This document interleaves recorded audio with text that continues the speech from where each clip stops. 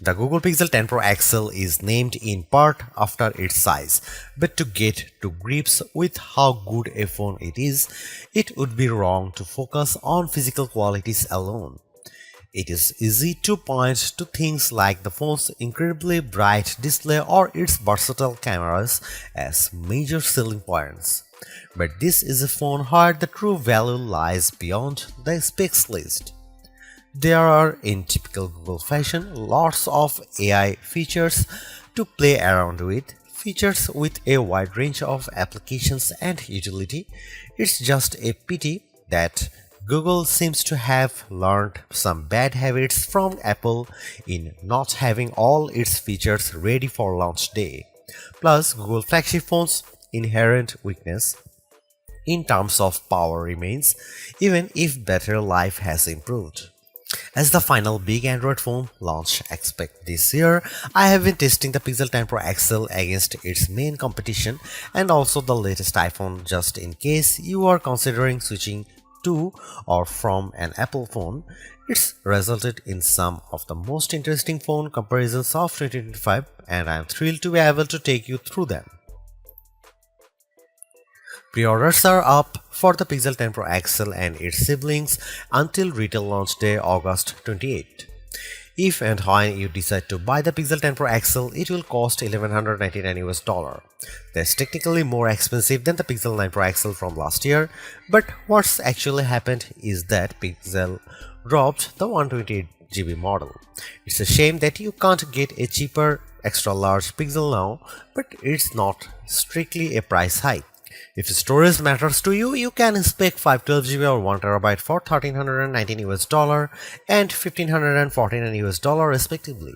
But increasing the storage locks off certain color options. Only Obsidian Black offers all three options, while Jade Green is only available in the basic 256GB.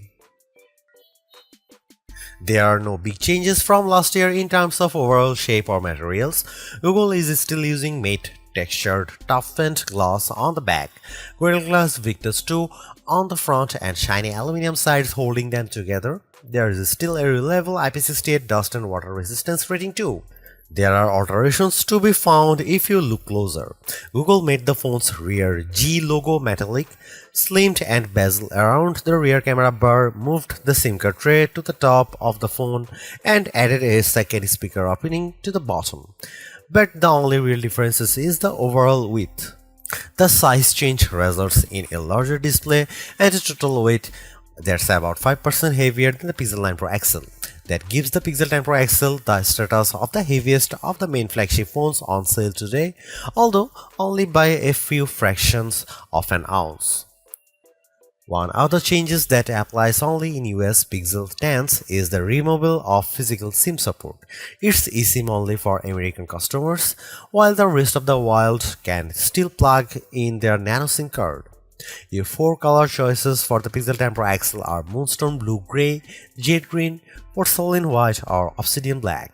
It's a reasonable amount of choice, but the Pixel 10 base model has the most eye-catching hues in the family. The 6.8-inch 120Hz refresh rate adaptive display on the Pixel 10 Pro XL is slightly larger than the Pixel 9 Pro XLs, but still a little smaller than the equivalent Samsung or Apple models. But the size difference is offset by the Super Actua screen's incredible brightness. Google Pixel 10 Pro XL can reach 2555 peak brightness, while Samsung Galaxy S25 Ultra can reach 1860. And iPhone 16 Pro Max can reach 1553. The results above show just how intense the screen brightness on the Pixel 10 Pro XL can be, even compared to last year's Pixel 9 Pro XL. The Galaxy S25 Ultra does have the advantage of an anti-glare layer in its display, which helps deal with strong single sources of light, but in generally bright environments, and you have an easier time looking at the Pixel's screen. Looking to the other results, we see the Pixel 10 Pro XL lags behind the S25 Ultra in terms of color gamut coverage and also color accuracy. In the default vivid color profile, the potential buyers needn't worry too much about that. The Pixel 10 Pro XL is still a great device for watching video or browsing photos on.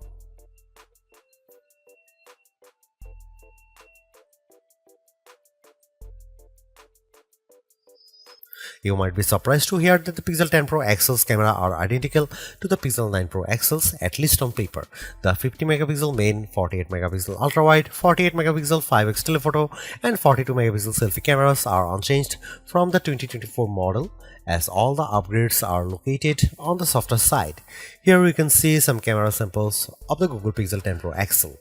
Let's kick off the comparisons with main camera shot of a cottage. We see the first evidence of the Pixel 10 Pro XL's apparent default processing priority, balancing the brightness of all colors in the shot. This is perhaps why the Pixel shot is much warmer, with the Galaxy S25 Ultra's image being cooler and brighter. Against the iPhone 16 Pro Max, the Pixel 10 Pro XL also looks less bright but punches up the colors in return. The trees in the background in this view across a park are much easier to make out in the Google photo. And how does it compare against the outgoing Pixel 9 Pro XL?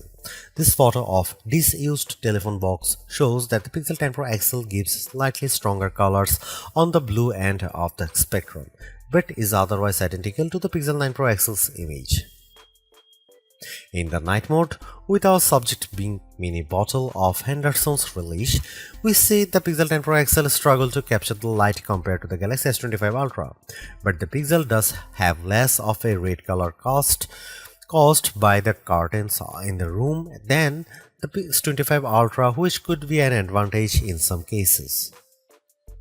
Switching to the ultra-wide cameras and looking over a small stream in a wood, the Pixel's image pales compared to the S25 Ultra's far brighter shot. This is likely as a result of the Pixel's relatively small sensor not capturing as much light and the post-processing not being able to do enough to compensate. Macro mode also uses the ultra-wide sensor, comparing to the Pixel's effort against of the iPhone 16 Pro Max of a pink flower. The Pixel's shot is darker, again likely because of its small sensor, but the image still has good contrast as we can still make out the detail in the flower's center. The final rear camera on the Pixel we need to look at is the 5x telephoto camera, which I pointed at a breeze over a lake. The Pixel has tried to balance the mix of light and shade in the shot, resulting in an apparent lack of color compared to the S25 Ultra, while the Samsung's shot's richer color of the water is appealing. The breeze is blown out in return. The Pixel 10 Pro XL's telephoto camera offers up to 100x max magnification for the first time, except with the power of ProRes zoom. Images at the level are still legible, albeit potentially inaccurate, but let's start at a less extreme 50x. Zooming in on a milestone's curved lettering, it's already obvious that the Galaxy shot is noisier than the Pixel's, but based on my own observation, the Pixel has over-smoothed the stone, removing some of the texture in an effort to clean up the shot. At 100x, this effect is even more noticeable. A stone that's been sitting outdoors for who knows how long is unlikely to be as smooth as the Pixel's shot would have you believe. But in terms of legibility, while both photos still show the lettering clearly, the Pixel shows them in crisper detail. When exporting the images, the Pixel 10 Pro XL conveniently gives you both your original ProRes zoom shot and the processed version, along some interesting comparisons. For instance, we have here a church window about 1000 feet away from where I was standing as I took the photo. It's an impressively sharp shot, but the Pixel's processing system seemed to have read the stone bars between the glass as wood, adding a vertical grain effect. While the detail of the brickwork has been impressively recovered, it shows a big limitation of these generative detail enhancing tools. It shows you what's likely to be there rather than what truly is there. Google enhanced some of the camera's associated features, such as making best take active automatically with enough photos and offering 50 megapixel resolution for portrait modes. But the all-new feature, and the one I spent the most time with, was Camera Coach, the new photography teaching tool that's accessible right from the viewfinder. This is currently in preview, so hopefully it powers will multiply in the future, but right now it's more of an interactive forming tool. It will detect what you are pointing the camera at, offer some suggested compositions, and then give you tips on which camera lens to use, where to stand, and how to position the subject. If you can, it's a fun, personalized way to learn. But there are so many more tools in the Pixel 10 Pro XL's toolbox. I hope more options or perhaps an advanced mode appear in future to help guide users to try even more, like switching between vertical and horizontal shots, setting a manual focus, or adjusting exposure.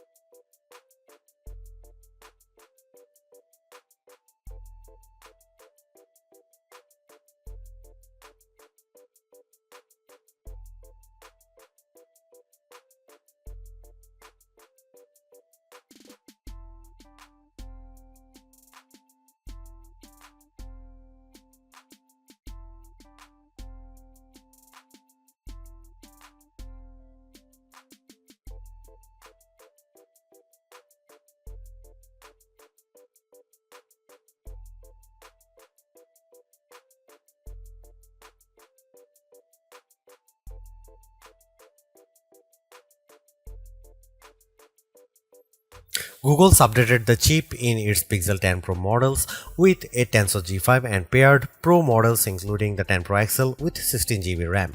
Considering that previous Tensor-powered Pixels have lagged behind in performance, we were curious to see how this update changes things. As the results demonstrate, the Pixel 10 Pro XL is noticeably improved over the Pixel 9 Pro XL, but is still underpowered when looking at the Snapdragon and A series chips that power the Galaxy S25 Ultra and iPhone 16 Pro Max. The Adobe Premiere Rush video test shows this specially. In my general gaming test of playing the graphically intense RPG XR Stress in order to get a consistent 60 FPS frame rate, I had to turn off anti-aliasing, reduce the resolution from ultra to high and environment quality down to average, and even the game would still experience hiccups. And reflections with Snapdragon 8 Elite can easily handle this game at maximum settings. Now that the 128GB Pixel Pro XL model has been discontinued, the Pixel 10 Pro XL starts with 256GB storage with the option to up that to 512GB or 1TB storage. This should be speedy storage to load and unload thanks to Google using the UFS 4.0 memory standard with 512GB or 1TB of storage on a US model. You also get zoned UFS, a feature that supposedly organizes data within your device's storage to improve its efficiency, speed, and the device's lifespan. We are not sure why this is limited to only a 2 out of 3 storage options and only to American customers, but it sounds like a bonus worth having. Google's made a few but effective upgrades to the Pixel 10 Pro XL. It's a masterclass in efficiency, changing and improving just enough to stay amongst the top of the pack in the most areas. The display's brightness is unmatched, and the camera's ultrawide perhaps aside offer a balanced, natural look that I can see a lot of people liking.